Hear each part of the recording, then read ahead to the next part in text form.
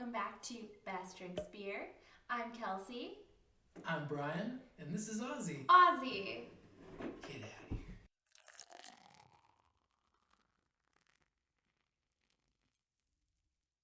We've switched locations. The table's a little bit smaller. That's okay. It brings us closer. It brings us close. And we've got cats in the room, so it is what it is. So today we will be drinking from Casey Beer Company. These are their year-round options, aka not seasonal.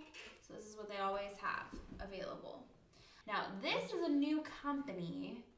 They've only been around since 2014, actually. And they come out of St. Louis, right? Or like Los Angeles?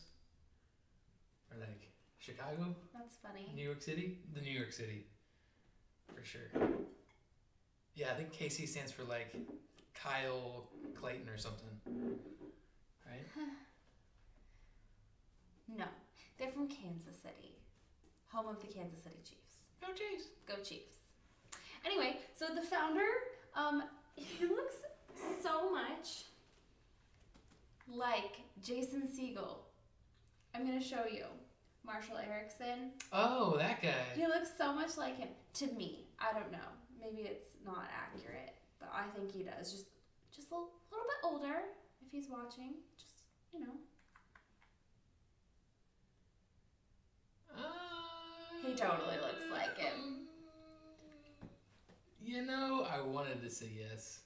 Anyway, so that guy, so he's the founder, and he's actually pretty interesting. So his grandparents were German immigrants, great-grandparents were immigrants from Germany, and he always had an interest in his culture, and his, according to the website, he developed an interest in the German language and beer from his father, who grew up in a small German-speaking farming community in the Midwest.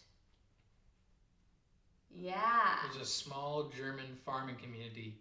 Well, you know how we always see, like, near us. Willkommen on our way to, like, St. Louis? I wonder if it's something like that. But towards KC, yeah. It just says Midwest. Okay. That's where he was raised doing? That's where the founder of Casey Beer's father was raised. Gotcha. So, and then he spent, I think it was his junior year of college in Germany. Ooh. Hi.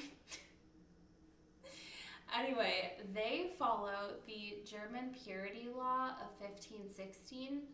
It's also called the Reinheitsgebot. Reinheitsgebot. Reinheitsgebot. What is that? Reinheitsgebot. What does that entail? What does that mean? So that means that all of their beers are only made with 4 ingredients. So that's water, yeast, hops, and malts. So all of their beers follow that law to the fullest extent that they can. I was reading, there's some things that they can't follow to a T just because of US is different. Standards. Yeah. And also that was 500 years ago. So there's also that. Anyway, so today we'll start with the Dunkel. This is a Munich-style brown lager, and it is 5%. All of these are about the same. This one's brown, so we're going to drink it out of these goblets. Cheers.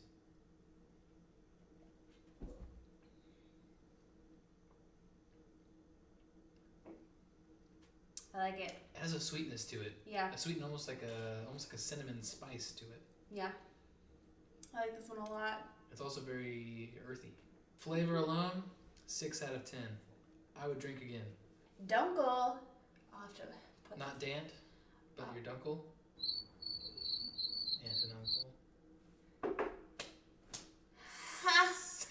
The Dunkel is their most popular, and as of 4 years ago, from the documentary that I watched on YouTube, it made up 70% of their sales. This one also a 6 out of 10. Would drink it again. That's it. moving on to the Hefeweizen.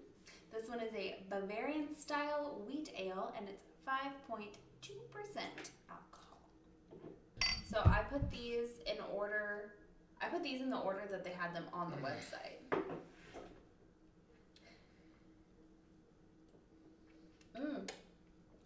I smell banana. I taste banana. I wish you didn't say that because now I'm gonna taste banana. But what I've been tasting is like apple. Ozzy. Apple cinnamon. Gonna beat you up. I've been tasting some yummy spices and flavors. I would give that. Based on flavor alone, like just for what it is, as a like the flavor alone within the lager category, 8. Well, this maybe is eight, is an ale, not a lager. Okay, ale specifically, probably an 8 out of 10. Would drink again. I'm also gonna give this one an 8 out of 10. Yeah, I do. I definitely smelled banana as I was pulling it up. So next we're moving on to the Helles Lager. So this one is a Munich style golden lager, and it's 5.1%. Cheers. Clink. Clink.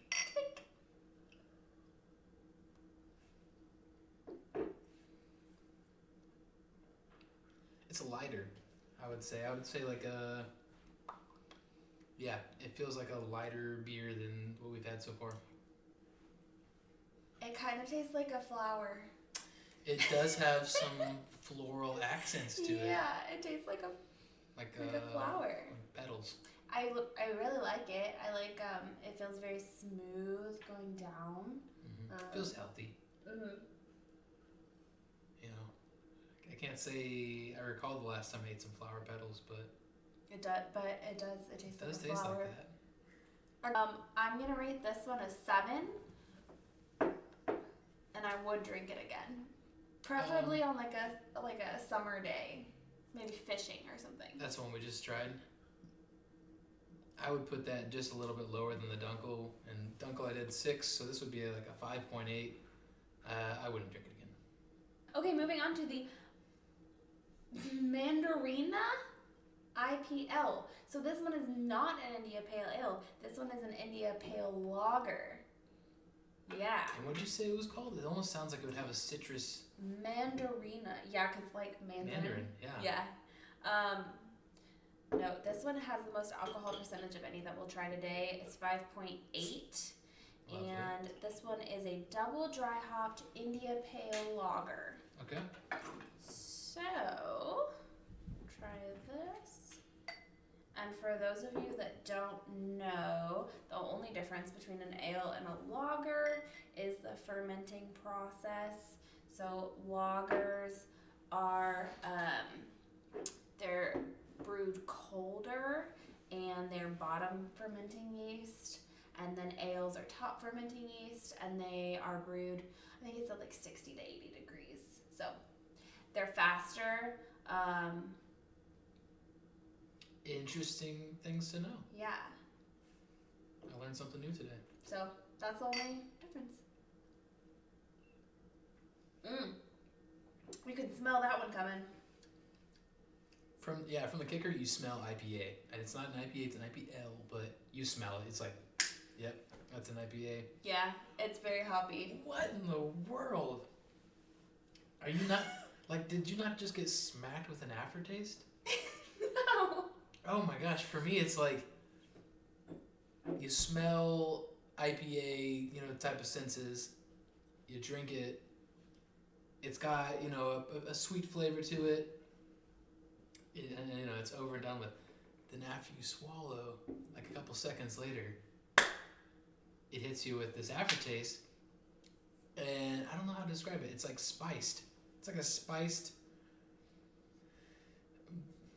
earthy aftertaste. With like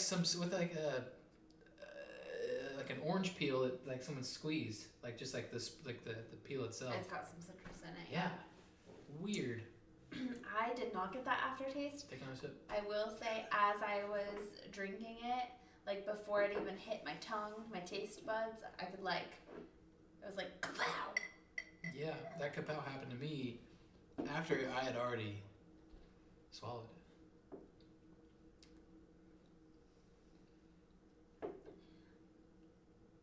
That's so freaking weird. I'm getting the sparkly tongue again, though. Kind of like I did with the Goose Island in our first episode. Confused, because It didn't happen the first they're drink. all carbonated. I don't know. Okay. I'm gonna say that was like a 5 for me. I think I don't like India Pale Ales or lagers. Yeah, I would put the flavor. Man, I kind of feel bad about the rating I did on the one previously, because I would put that lower than this.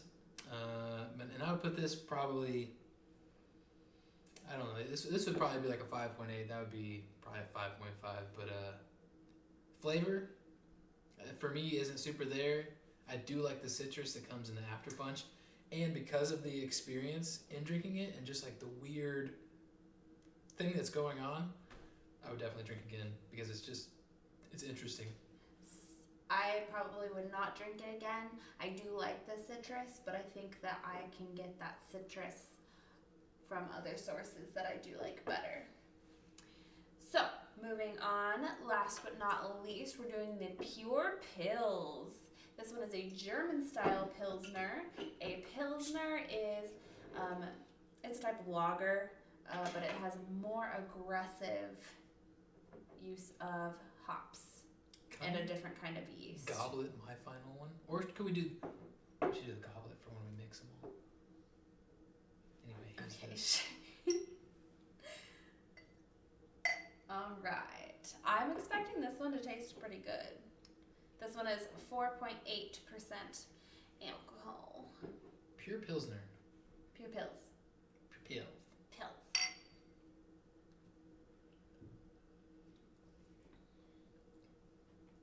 Very mild flavored. Not a whole lot of flavor to it. It's good. It's like the Natty Light. My honest review of this one. It was very light. It was foamier than the rest.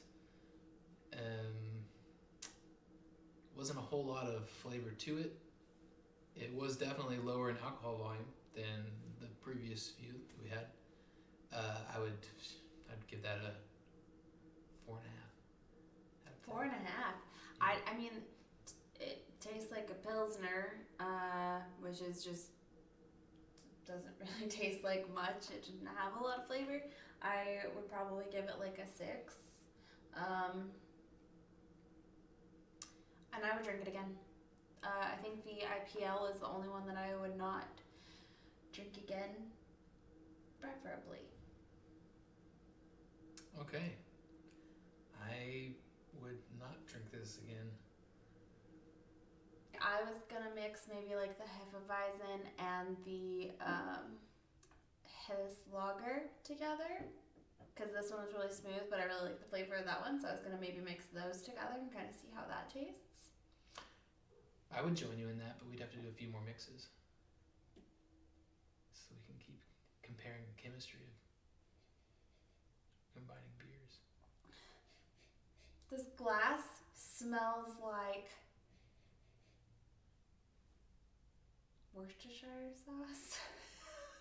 Why do you keep sniffing it? Because I was trying to figure out what it smells like. That's Worcestershire sauce. That's so sure. weird. That's punchy. I wonder what Worcestershire sauce is. I also don't know how to say it. Is made of. Beer and soy sauce. Beer and soy sauce. Condiments with. What are you doing? You want it in a goblet. Yeah.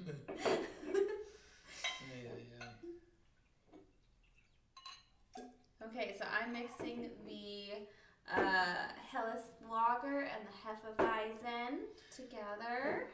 I'm having the same. He's having the same.